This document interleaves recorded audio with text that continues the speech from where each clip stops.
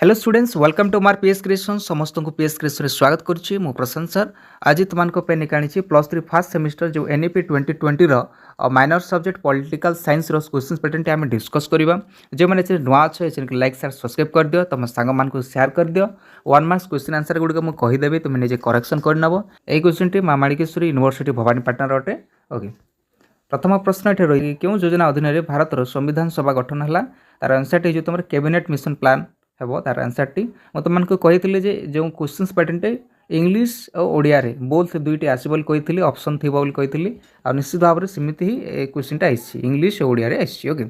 Second प्रश्न ये देखा ना संविधान सभा निम्नलिखित मध्य क्योंटी कमिटी गठन होना तार आंसर टी कौन हे बोधे तार आंसर टी आम बी हो पारे तार answer T union powers committee हो पारे आगे सर्च करनब ओके। नेक्स्ट क्वेश्चन देखा 3 नंबर प्रश्न देखा भारतीय संविधान मुखबंधरे शब्दर व्यवहार क्रम चिन्हट कर तार आंसर टी कौन हे ना आंसर टी हो तुम ए जो मैंने ए कर तार आंसर टी राइट हो तुम ए 1 नंबर प्रश्न क हो आंसर सार्वभौमत्व समाजवादी धर्मनिरपेक्ष गणतांत्रिक एवं साधारणतंत्र हो तार आंसर टी ओके। 4 नंबर प्रश्न ये देखा जोटा रही भारतीय राष्ट्र धर्मनिरपेक्ष प्रकृतिर अर्थ कौन हम तार आंसर टी बोधे सी ही पारे तार आंसर टी जोटा रही देखिपार राज्य समस्त धर्म को समान व्यवहार करे एवं धार्मिक स्वाधीनता को समर्थन करे एटा ही पारे आंसर टी। नेक्स्ट देखिबा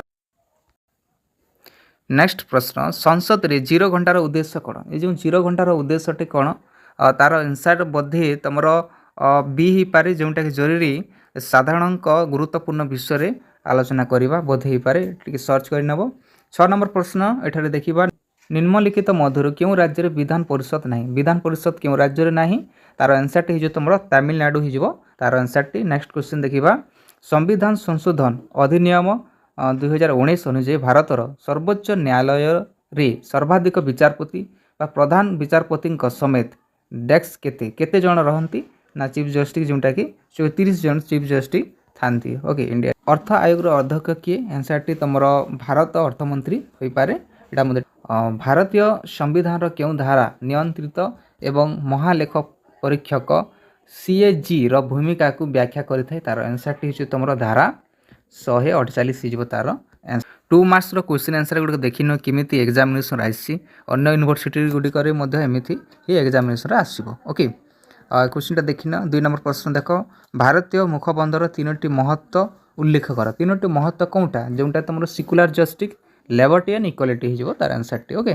वीडियोटा एचडी देख 3 नंबर प्रश्न रही है तुम भारत संविधान में मौलिक कर्तव्य कहीं जोड़ागला। 4 नंबर प्रश्न थिला रिट को व्याख्या कर रिट कौन ना रिट हूँ गोटे गोटे कॉमन लॉ रिप्ली ओके बा आम इंग्लीश रे कहवा ए writ is a formal written order issue by a body with administrative okay यार एडमिनिस्ट्रेटिव गोटे बॉडी कहले चलो गोटे साधारणतः गोटे कॉमन लॉ ओके ताको रिट बोली कहुए रिट जोटा कि तुम +2 रे तुम पॉलिटिकल साइंस रे थिबो तुम पढ़ी निश्चित भाव में क्वेश्चन तुम देखिन।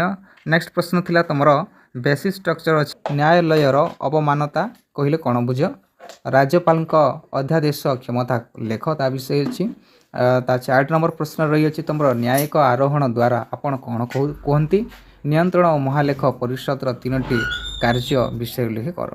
5 नंबर प्रश्न गुड़िक मुझे तुमको कहीदिए भिडियो टी एचडी देख क्लीयर ना ओके।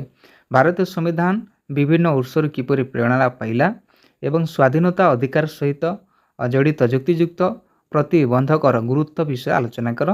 3 नंबर प्रश्न रही है सांस्कृतिक एवं शिक्षागत अधिकार विषय लेख। 4 नंबर प्रश्न रही आईन आगे समानता कहले कौन बुझ ओके। 5 नंबर प्रश्न रही है जोटा कि संसद में एक बिल पास कर प्रक्रिया व्याख्या कर। 6 नंबर प्रश्न रही है तुम संसदीय कमिटीर भूमिका कौन। 7 नंबर प्रश्न रही उच्चतम न्यायालय मूल क्षमता उपर टिप्पणी।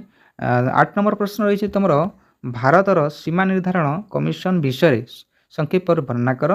9 नंबर प्रश्न रही न्यायपालिकार स्वाधीनता कहले कौन बुझ ओके।